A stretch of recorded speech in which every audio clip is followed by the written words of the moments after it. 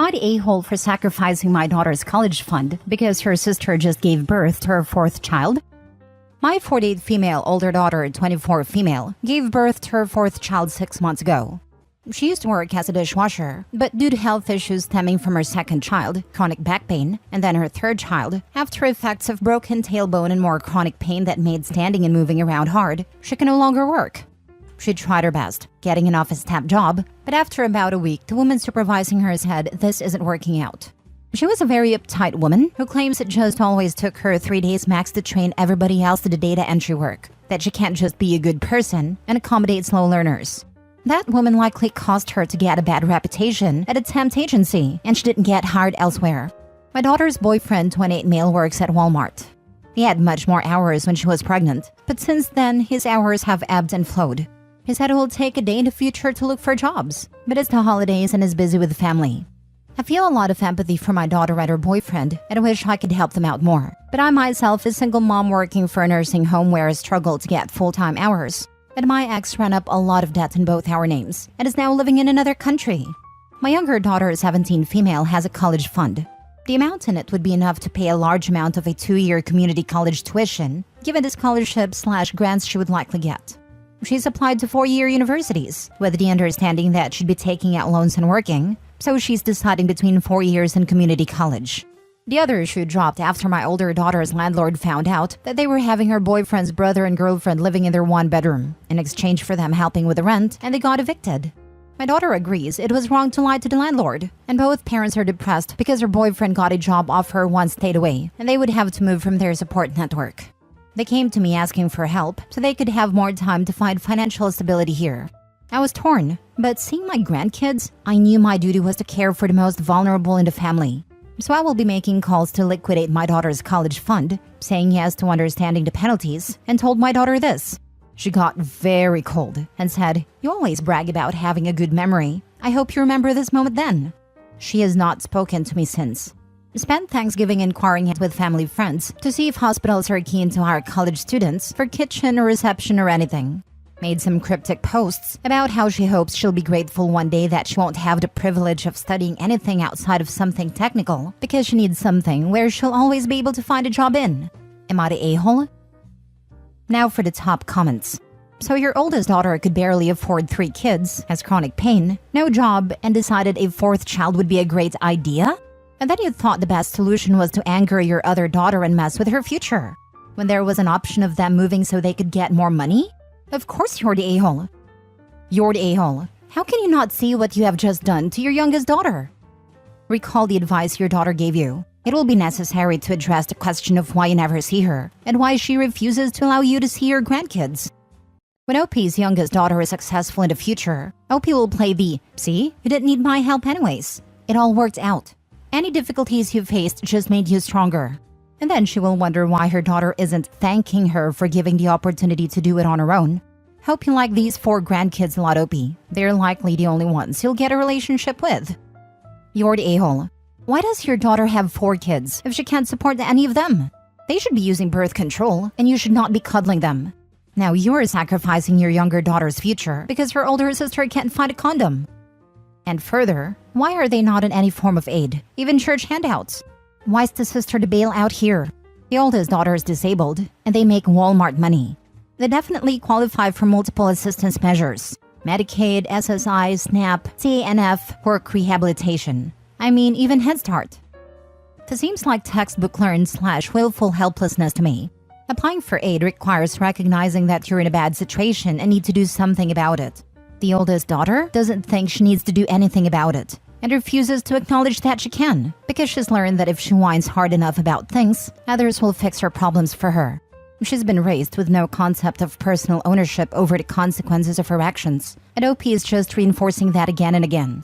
Getting your mom to raid your sister's college fund requires a lot less time and effort than applying for aid for yourself. And the older sister sees nothing wrong with this, as she's obviously become incredibly self-centered and entitled as a result of all this favoritism. Helping family is great, but the way to actually do that is to help them take ownership of their problems, rather than just fixing it for them. The fact that OP didn't realize that she's the problem while tapping this out doesn't give me high hopes that the enablement won't continue. Next story. I kicked my step-granddaughter out of my house. For context, stepchild was evaluated and examined by a psychologist and physician the police department chose. The child showed no sign of abuse. The psychologist said stepchild is a danger to others and needs extensive help, and she advised we keep her away from our family. We tried to include her in our family, but she's made it damn near impossible. So I, 57 male, have a daughter who is 30, well, almost 31. In 2019, my daughter married her now husband who is a bit older than her, but not much. He's 39. I begged her not to marry him, not because I don't like him, but because of his terror of a child. My daughter has a son with my son-in-law, and my son-in-law has a 13-year-old daughter from a previous relationship. The 13-year-old has made it damn near impossible for my daughter to enjoy her baby. This child is incredibly dangerous in my opinion, and before the major event that caused me to cut contact with her, it was always something she had going.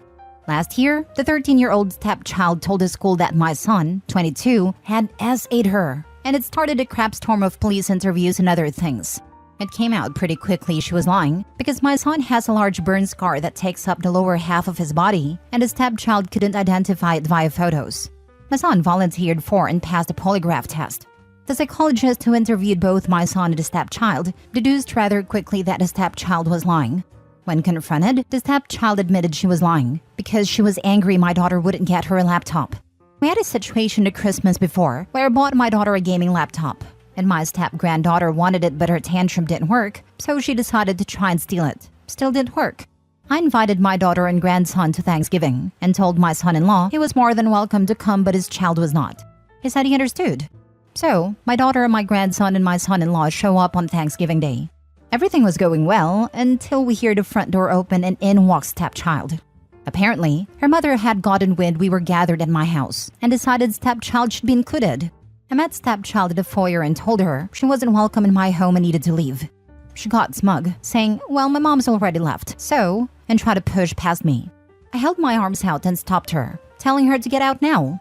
I forced her to back outside and told her she could wait by the mailbox while she called her mom to come get her. This child has never heard no more than a few times. I told my son-in-law he could do what he wanted as long as it didn't involve bringing her in my home. He went outside and came back in to tell us that apparently her mom thought we weren't allowed to gather unless it included stepchild. Her mom ended up coming back to get her only when I called the police. I had her and her mother trespassed. Her mom pitched a fit, but the officers fully understood once I provided proof this brat had lied on my son. Now everyone on my son-in-law's side is saying I'm an a-hole for being mean to a child, but frankly, I'd prefer never to see her again. Not the a-hole. The child obviously has either some type of mental illness or she is lashing out due to the divorce. Either way, she needs therapy and needs to stay with her mother until she gets help. I would not put my child/grandchild in the path of this little liar. By the way, the bio mother just dropped the girl off at Opie's house tells me where the granddaughter gets her attitude. Not the a-hole. If she can make false accusations about your son, she can make false accusations about you or anyone else in your family. She is not safe to have around. Please don't forget that OP has been emotionally abused by this girl. He had the right not to be in the company of his abuser. Not the a-hole. As soon as the girl falsely accused her son of SA, all bets were off. You did the right thing by not allowing her in your house. Maybe she needs mental health help, but that's not your problem. Your responsibility is to your own family. For real, we're approaching Christmas again. If she comes by, she might accuse OP of SA. This is just self-preservation. My cousin did this to an uncle.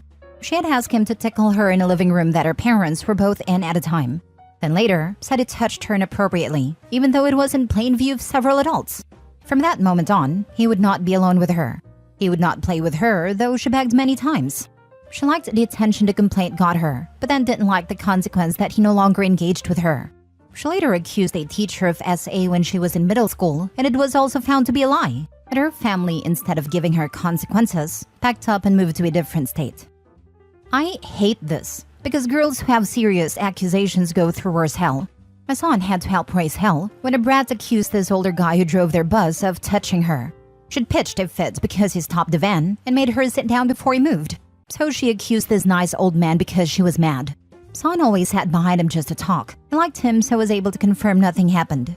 These kids make it harder for actual victims, and of course, put innocent people through hell. Not the a-hole. That kid has major problems, and could have potentially ruined your kid's life with her false allegations. Your son-in-law is an a-hole because he had a hand in raising the entitled brat. He needs to get her some kind of help because nobody seems to want her around, which is why her mother was so quick to try and palm her off on a family where she had already accused someone of a horrible crime. Next story. Am I the a-hole for not offering my half-sister any of our grandmother's belongings after she was disowned by the family? My 26 female grandmother recently passed away. My grandfather passed 6 years ago, which is when the bulk of their assets were divided up. My grandmother lived in a stipend from his estate until her death, so all she had to leave in her will was her possessions, mostly jewelry, vintage clothes, and some art in the house. This was all left to me, as I'm the only granddaughter she was in contact with. My half-sister Angela, 27 female, is also her granddaughter, but Angela and her mother sued for inheritance from my grandfather's estate after he died, which culminated in an ugly legal battle that ended up making both my grandmother and father quite ill. The case was eventually thrown out, but everyone thought Angela and her mother harassing a grieving woman the way they did and suing for money they were not owed was despicable, and none of us except my dad have spoken to Angela since. So going through my grandmother's things, I called my dad, uncles, and cousins and asked if there was anything they wanted of my grandmother's.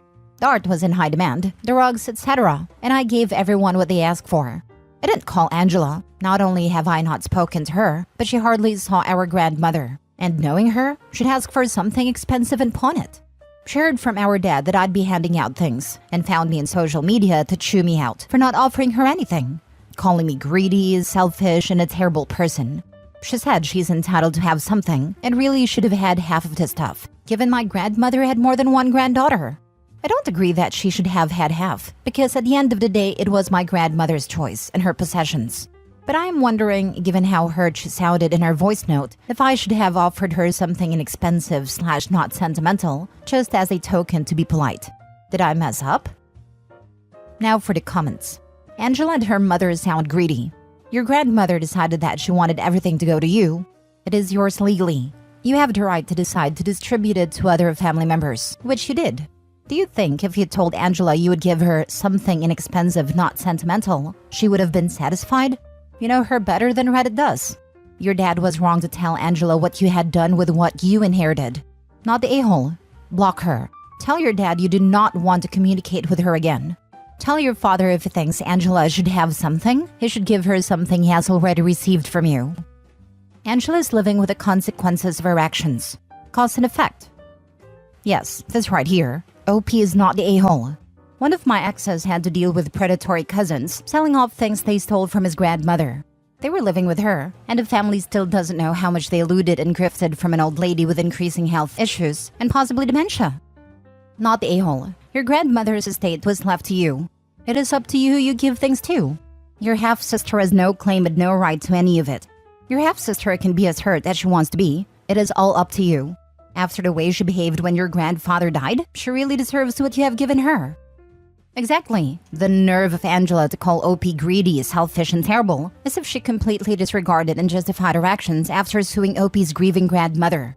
Her greedy self deserves nothing. But my petty self would tell her to expect her inheritance in the mail soon and just send her an envelope with $1/1 and a note to go F herself. Not the a-hole. Last story. Am I the a-hole for not punishing my 4-year-old daughter after she said my sister-in-law smells like fish? I'm 25 female, my daughter is 4 female. My daughter Leah was sitting with me, her dad, and her baby brother on a couch. This was on Thanksgiving. My sister-in-law came over with her kids and husband. She walked through the door and asked my daughter for a hug. Leah walked over to her and stopped dead on her tracks before saying, "You smell." I corrected my daughter and told her that wasn't nice and she should apologize. But my daughter proceeded to say, "But mommy, she smells like fish." My sister-in-law got angry and started yelling at my daughter about how she was being disrespectful. My daughter started crying and I started yelling at my sister-in-law that she had no right to yell at my kids and that she should have talked to me about the issue instead of yelling at her. She proceeded to say she should be punished for what she said. I told her I would not punish my child for saying what she did. Instead, I would talk to her about her actions. She then left, taking her kids, and called me a crazy witch for not wanting to punish my child. My side of the family is saying that I'm not in the wrong, but my sister-in-law's side is saying that I should have punished her for her actions. Am I the a-hole? If someone smells fish, there isn't a 4-year-old in the world that won't point it out. At least with what went down, smelly fish lady wasn't in your house long enough to stink the place up. I'll never forget when I was a kid, we went with my parents and my grandparents who are from out of town to the old country buffet. There was this horribly fishy smell, but just rancid and disgusting, and I kept asking my parents what it was, and they would kind of giggle and whisper amongst themselves and tell me that they would explain it later. I was maybe 7, and it was just so annoying to me that they wouldn't tell me what it was. And eventually, after we went home, I finally got to talk to my mom privately, and she explained that sometimes older women don't wash their privates very well, and that was the smell. It was so horrifying to hear that as a kid, lol, but I sure made sure to always wash my privates. And a 4-year-old is going to be line of sight level, especially if they're coming in for a hug. But 4-year-old isn't going to shy away from that. Bro, I'm in a wheelchair. There are days when I wish I could be as innocently blunt as a 4-year-old.